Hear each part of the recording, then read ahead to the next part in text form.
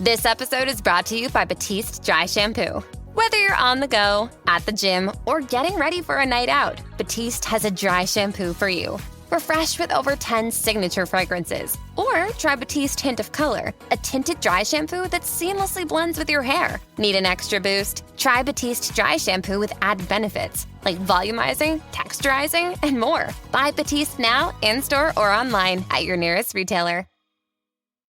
It's a common sense recap of the big stories. It's Katz and Cosby on 77 WABC. And joining us now here on Katz and Cosby is Joe Concha, Fox News contributor, also the author of an awesome best-selling book, Progressively Worse. Joe, it's incredible. Even after the second assassination attempt, there was a new report that just came out, 95% negative coverage of Trump on ABC, CBS, NBC.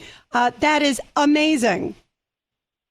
Because you had it coming, right? That's what we hear from Lester Holt and Norah O'Donnell, Rita, right? Where they say, Trump's rhetoric actually led to him getting shot. I mean, it's just insane the way they're covering this. And now the whole assassination attempt has basically been memory hold. That was only, 4 days ago? And it's already like, oh, well, USA Today didn't even have coverage of it in its front page the next day. Like, this is the new normal. Oh, well, they missed Trump again.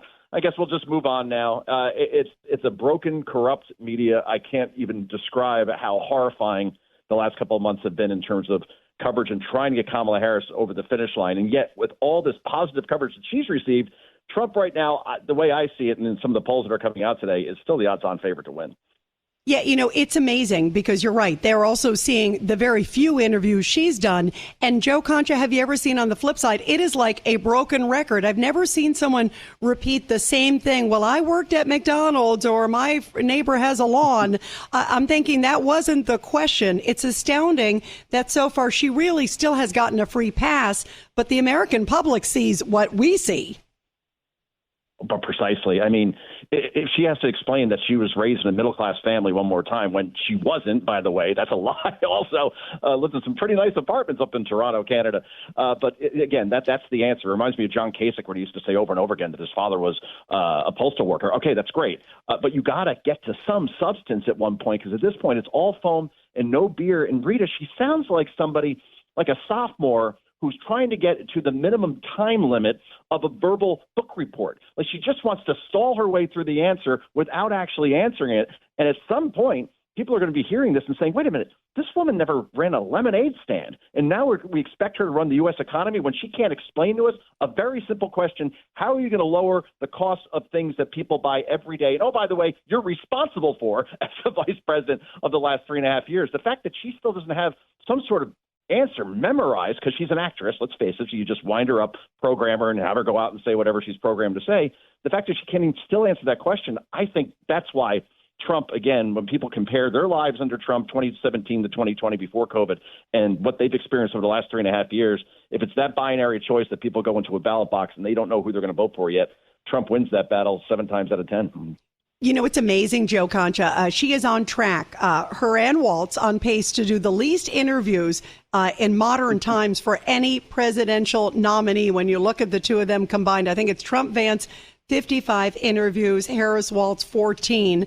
She only did that one solo, because she had her comfort animal for the other one, remember? But, when you look at it, and there's Trump. Trump does the rally. He's talking extemporaneously last night in Long Island. He did Gutfeld last night. He was very funny, very seamless. What a contrast. Do you think we're ever going to... She hasn't done a news conference yet. It's astounding. Yeah, I know. The big stat is Trump and Vance combined have done 15 press conferences since she became the nominee, and Harris and Walz have done 0.0. And as sure as death taxes and the Giants not making the playoffs this year, I can guarantee you they will not hold a press conference before this election, Rita, because it's not a controlled environment. It's not the NABJ where she was yesterday, where she got T-ball questions like you would not believe. And then obviously she won't have the ABC News moderators there to save her when those moderators were probably under orders from the ABC News president, who's best friends with Kamala Harris, not to challenge her in any way, shape, or form. Don't ask about Joe Biden's health issues. Only ask one question on the economy and do all the fact checks on Trump and not her. If she doesn't have those advantages, then she's toast. And so that's the calculation, that they're going to keep her. They're basically going to plead the fifth, Rita, until Election Day, hoping they could sneak her in and nobody notices that she's basically all foam and no beer at this point.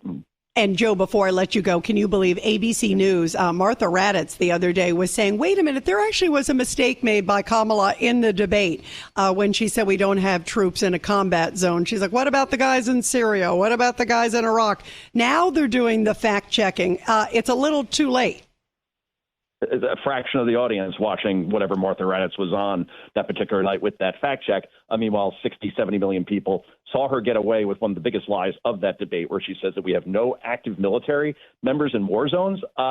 We literally had troops killed in the Red Sea earlier this year. And the fact that we have 900 in Syria, 2,500 in Iraq, that's a lot of troops.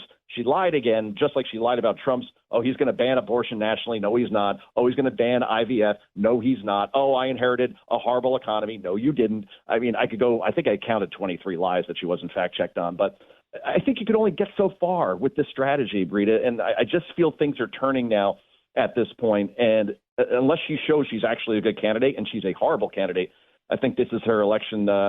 She's definitely the underdog. We'll put it that way. Joe Concha, thank you so much for joining us. We love you. Thank you.